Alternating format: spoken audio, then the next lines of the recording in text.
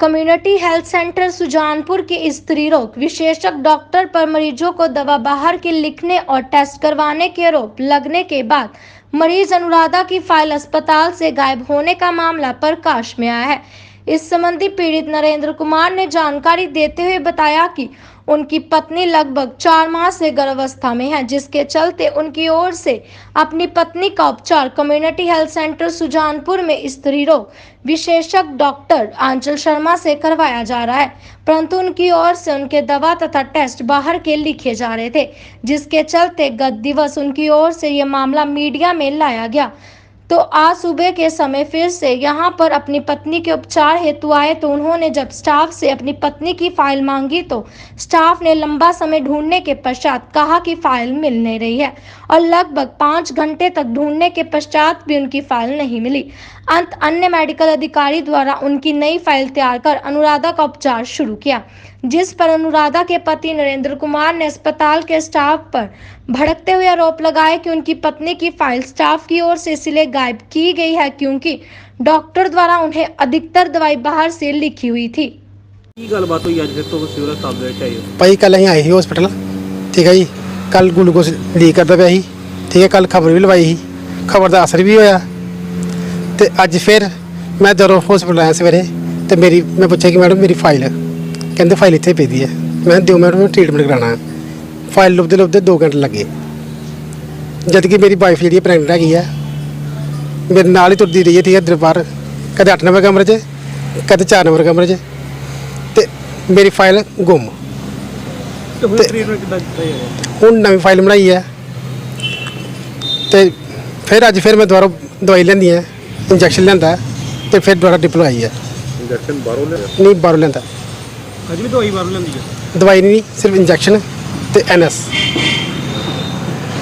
File गुम होने का की कारण लगता है, क्यों गुम की बड़ी फाइल? ये मैं कुछ कह नहीं सकता क्योंकि कल मैं थोड़ी खबर लवाई ही, उस तो बाद मतलब कि फाइल गुम हुई है।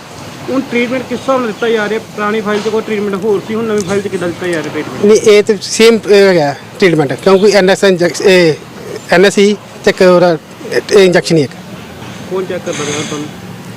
मेडिकल कोई डॉक्टर आ गया है। ਸਰ ਕੀ ਸਮੱਸਿਆ ਆ ਰਹੀ ਹੈ ਸਿਵਲ ਹਸਪਤਾਲ ਦੁਆਰਾ ਫਿਰ? ਸਮੱਸਿਆ ਮੈਂ ਸਮੱਸਿਆ ਵੀ ਕੀ ਕਹਾਂ, ਮੈਨੂੰ ਇਹ ਲੱਗਦਾ ਸਮਝ ਤੋਂ ਬਾਹਰ ਹੋ ਰਿਹਾ।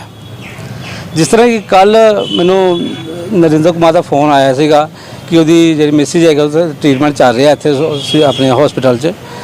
ਅੱਜ ਕੱਲ ਅਸੀਂ ਜਿਹੜੇ ਆਏ ਆ ਉਸ ਤੋਂ ਬਾਅਦ ਦੇਖਿਆ ਕਿ ਬਾਕੀ ਇਹਦੀ ਦਵਾਈਆਂ ਬਾਹਰੋਂ ਆਈਆਂ, ਇਹਦੇ ਗਲੂਕੋਜ਼ ਵਗੈਰਾ NS ਵਗੈਰਾ ਬਾਹਰੋਂ ਲਿਆਂਦੇ ਗਏ ਆ।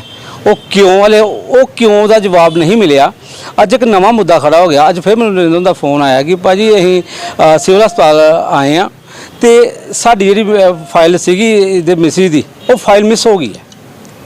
ਫਾਈਲ ਮਿਸ ਹੋ ਗਈ ਹੈ। ਮੈਨੂੰ ਇਸ ਚੀਜ਼ ਦੀ ਸਮਝ ਨਹੀਂ, ਉਹ ਫਾਈਲ ਕੋਈ ਨੋਰਮਲ ਫਾਈਲ ਬਾਜ਼ਾਰੋਂ 10 ਰੁਪਏ ਮਿਲਣ ਵਾਲੀ ਫਾਈਲ ਨਹੀਂ, ਉਹਦੇ ਵਿੱਚ ਕਿਸੇ ਜ਼ਿੰਦਗੀ ਹੈ, ਜੱਚਾ ਬੱਚਾ ਦੀ ਜ਼ਿੰਦਗੀ ਉਹਦੇ ਵਿੱਚ। ਉਹ ਫਾਈਲ ਕਿਸ ਤਰ੍ਹਾਂ ਮਿਸ ਹੋ ਗਈ? ਔਰ ਉਸ ਫਾਈਲ ਦਾ ਮਿਸ ਹੋਣਾ ਕਿਤੇ ਕੋਈ ਵੱਡਾ ਕਾਰਨ ਨਾ ਬਣ ਜੇ ਕੱਲ੍ਹ ਨੂੰ ਆਉਣ ਵਾਲੇ ਜੱਚੇ ਬੱਚੇ ਦੇ ਹਾਦਸਾ ਕੋਈ ਇਹੋ ਜਿਹਾ ਹੋ ਜੇ, ਕਿਉਂਕਿ ਟ੍ਰੀਟਮੈਂਟ ਦੇ ਫਾਈਲ ਦੇ ਉੱਪਰ ਚੱਲਦਾ। ਜਿਸ ਤਰ੍ਹਾਂ ਅਸੀਂ ਆ ਕੇ ਪਤਾ ਕੀਤਾ ਇੱਥੇ, ਉਹਨਾਂ ਨੇ ਨਰਿੰਦਰ ਦੱਸਿਆ ਕਿ ਕਹਿੰਦੇ ਕਿ ਨਵੀਂ ਫਾਈਲ ਬਣਾ ਲਓ। ਨਵੀਂ ਫਾਈਲ ਮੈਂ ਵੀ ਬਣਾਈ ਵੀ ਗਈ, ਉਹਦੇ ਪਰ ਅੰਦਰ ਗਲੂਕੋਜ਼ ਵਗੈਰਾ ਜੋ ਵੀ ਟ੍ਰੀਟਮੈਂਟ ਚੱਲਿਆ। ਪਰ ਇੱਡੇ ਵੱਡੇ ਸਰਕਾਰੀ ਹਸਪੀਟਲ ਵਿੱਚ ਇੱਕ ਉਸ ਫਾਈਲ ਦਾ ਗਾਇਬ ਹੋਣਾ, ਜਿਹਦੇ ਇੱਕ ਦਿਨ ਪਹਿਲੇ ਹੀ ਉਸ ਫਾਈਲ ਨੂੰ ਲੈ ਕੇ ਕੁਝ ਸਰਗਰਮੀਆਂ ਜਿਹੜੀਆਂ ਤੇਜ਼ ਹੋਈਆਂ ਸੀ, ਉਹਦੇ ਕੋਈ ਐਲੀਗੇਸ਼ਨ ਲੱਗੇ ਸੀ ਕਿਸੇ ਉੱਪਰ, ਉਸੇ ਫਾਈਲ ਦਾ ਗਾਇਬ ਹੋਣਾ ਇੱਕ ਚਿੰਤਾ ਦਾ ਵਿਸ਼ੇ ਹੈ। ਇੱਕ ਮਾਰਕ ਕਰਦਾ ਉਸ ਗੱਲ ਨੂੰ ਕਿ ਕਿਤੇ ਨਾ ਕਿਤੇ ਕੋਈ ਸ਼ਡਿਅੰਤਰ ਤਾਂ ਨਹੀਂ ਹੈਗਾ। ਇਹਦੇ ਨਾਲ ਹੀ ਮੈਂ ਜਿਹੜੇ ਆਪਣੇ ਸਿਵਲ ਸਰਜਨ ਹੈਗਾ ਰੁਪਿੰਦਰ ਕੌਰ ਮੈਡਮ, ਉਹਦੇ ਨਾਲ ਗੱਲ ਕੀਤੀ। ਉਹਨਾਂ ਨੇ ਬਹੁਤ ਅੱਛਾ ਆਸ਼ਵਾਸਨ ਵੀ ਦਿੱਤਾ ਸਾਨੂੰ ਕਿ ਸੰਜੀਵ ਜੀ ਇਸ ਤਰ੍ਹਾਂ ਕੋਈ ਗੱਲ ਨਹੀਂ ਹੈਗੀ। ਅਤੇ ਮੈਂ ਉਹਨੂੰ ਦੱਸਿਆ ਕਿ ਮੈਡਮ ਇਸ ਤਰ੍ਹਾਂ ਫਾਈਲ ਹਸਪੀਟਲ ਮਿਸ ਹੋ ਗਈ ਆ। ਉਹ ਕਹਿੰਦੇ ਕਿ ਤੁਸੀਂ ਜੋ ਵੀ ਟ੍ਰੀਟਮੈਂਟ ਉੱਥੇ ਅੱਜ ਦਾ ਕਰਵਾਉਣਾ ਕਰਵਾਓ, ਉਸ ਤੋਂ ਬਾਅਦ ਜੇ ਤੁਹਾਨੂੰ ਕਿਤੇ ਕੋਈ ਲੱਗਦਾ ਕਿ ਕੋਈ ਇਹੋ ਹੀ ਗੱਲ ਹੈ ਕਿ ਜਿਸ ਤਰ੍ਹਾਂ ਤੁਸੀਂ ਕਹੋਗੇ ਉਸ ਤਰ੍ਹਾਂ ਮੇਰੀ ਟ੍ਰੀਟਮੈਂਟ ਪਠਾਨਕੋਟ ਸਿਵਲ ਹਸਪਤਾਲ ਵੀ ਹੋ ਜਾਏਗਾ। ਅਸੀਂ ਮੰਨਦੇ ਹਾਂ, ਅਸੀਂ ਇੱਜ਼ਤ ਕਰਦੇ ਹਾਂ ਆਪਣੇ ਪੂਰੇ ਸਿਸਟਮ ਦੀ, ਪਰ ਉਹਦੇ ਨਾਲ ਨਾਲ ਨਖਿੰਦੀ ਕਰਨੇ ਆ ਇਹੋ ਜਿਹੇ ਹਸਪਤਾਲ ਦੇ ਸਿਸਟਮ ਦੀ ਜਿੱਥੇ ਇੱਕ ਪੇਸ਼ੈਂਟ ਦੀ ਜ਼ਿੰਦਗੀ ਦੀ ਜਿਹੜੀ ਫਾਈਲ, ਦਵਾਈਆਂ ਦੀ ਫਾਈਲ ਆ ਉਹ ਗਾਇਬ ਹੋ ਜਾਂਦੀ ਹੈ। ਉਹਦਾ ਕੋਈ ਜਵਾਬ ਨਹੀਂ ਹੈਗਾ, ਕਿਸੇ ਵੀ ਸਟਾਫ ਕੋਲ ਜਵਾਬ ਨਹੀਂ ਹੈਗਾ। ਅਸੀਂ ਪ੍ਰਸ਼ਾਸਨ ਕੋਲ ਮੰਗ ਕਰਨੇ ਆ ਜਾਂ ਤਾਂ ਇਹੋ ਜਿਹੇ ਡਾਕਟਰਾਂ ਨੂੰ ਇਹੋ ਹੀ ਸਿੱਖ ਦਿੱਤੀ ਜਾਏ ਕਿ ਕਿਸੇ ਦੀ ਜ਼ਿੰਦਗੀ ਨਾਲ ਖਿਲਵਾੜ ਨਾ ਕਰਨ, ਅਤੇ ਜੇ ਖਿਲਵਾੜ ਕਰਨਾ ਉਹਨਾਂ ਨੂੰ ਘਰ ਬਿਠਾਤਾ ਜਾਏ। ਕਿਸੇ ਦੀ ਵੀ ਜ਼ਿੰਦਗੀ ਨਾਲ ਖੇਲਣ ਦਾ ਕਿਸੇ ਨੂੰ ਕੋਈ ਅਧਿਕਾਰ ਨਹੀਂ ਹੈਗਾ। ਔਰ ਕੱਲ ਨੂੰ ਜੇ ਇਸ ਨੌਜਵਾਨ ਦੀ ਜਿਹੜੀ ਅੱਜ ਫੈਮਿਲੀ ਬਣੇ ਕਰਦੀ ਹੈ, ਇਹਦੇ ਨਾਲ ਕੋਈ ਮਿਸਬਿਹੇਵਿੰਗ ਹੁੰਦੀ ਹੈ, ਉਹਦਾ ਜ਼ਿੰਮੇਵਾਰ ਕੌਣ ਹੈ? ਅਸੀਂ ਇਸ ਚੀਜ਼ ਨੂੰ ਲੈ ਕੇ ਥੋੜ੍ਹੇ ਚਿੰਤਿਤ ਵੀ ਹੈਗੇ ਹਾਂ ਔਰ ਪ੍ਰਸ਼ਾਸਨ ਅੱਗੇ ਮੰਗ ਕਰਨੇ ਆ ਕਿ दुरुस्त करो अपनी सेवावां नूं, दुरुस्त करो अपने सिविल हस्पताल सुजानपुर नूं और दुरुस्त करो डॉक्टरां दे व्यवहार नूं कि ताकि गरीब लोग इत्थे आके परेशान ना होण, उन्हां नूं सौख दा साह मिले। सर इंदी फाइल ही क्यों मिसप्लेस हुई, बाकी दी क्यों नहीं हुई? देखो मैं पहले भी दस्सिया कि इंदी फाइल का कल इत्थे रौला पिया कि इंदी फाइल में कोई पता नहीं किहड़ियां दवाइयां बाहरों मंगाई गई, असीं तो नहीं जानते, ये उही जानते ਜਿਹੜੇ दवाइयां बाहरों लिआंदे सीगे, ਜਿਹੜੇ NS ग्लूको वगैरह बाहरों लिआंदे ਸੀ, कोई टीके बाहरों लिआंदे, यही जानते हैं उस फाइल में की ही मे भी ज़्यादा डॉक्टर ही दस सकते हैं, पर उस फाइल का गायब होना ही एक बड़ा चिंता है विषय और क्वेश्चन मार्क बन गया। वो फाइल ही क्यों गायब हुई, कित्थे है? सर इदा ही डॉक्यूमेंट गुम होंदे रहणगे सरकारी हस्पताल दे विच, ते फिर लोकां दा ट्रीटमेंट किद्दां होएगा?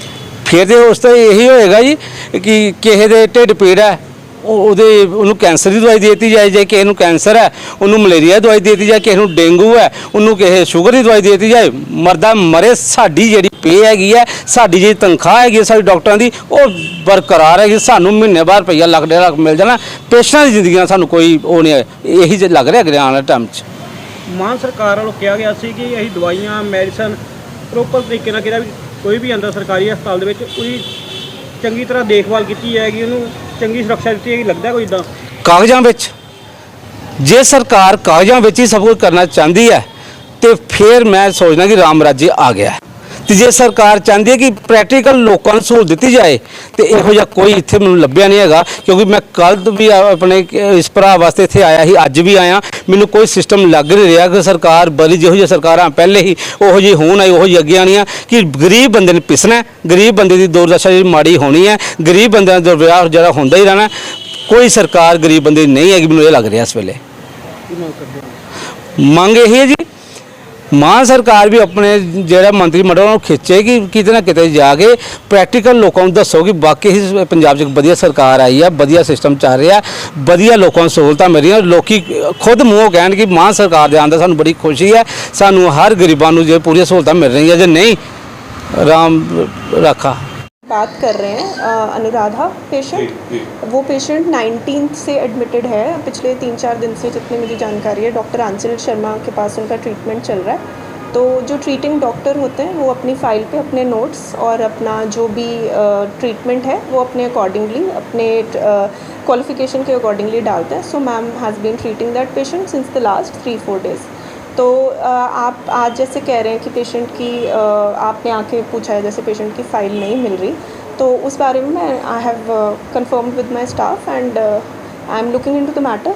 And the other thing is जो पेशेंट को जैसे ही मेरे को बताया गया है हमने पेशेंट को ट्रीटमेंट कंटिन्यू करा है, but since she is a pregnancy patient so हम लोगों ने जो रिक्वायर्ड ट्रीटमेंट दे के उनको प्रॉपर्ली गाइड कर दिया। पेशेंट की नई फाइल बनाई गई है या कैसे ट्रीटमेंट शुरू किया? देखिए because doctor Aanchal Sharma is on leave so we can not continue her treatment. मतलब उनके हमने जो दूसरे हमारे यहाँ पे एमओ हैं उन्होंने एक मतलब नए सिरे से बिकॉज पेशेंट को आयरन इन्फ्यूजन की डिमांड कर रहे थे वो, तो हम उस पर नई फाइल पे हमने उनका treatment has been provided to the patient. And yes definitely since gynae of specialist के पास भी हमने उनको प्रॉपर्ली गाइड कर दिया कि कैसे दिखाना चाहिए।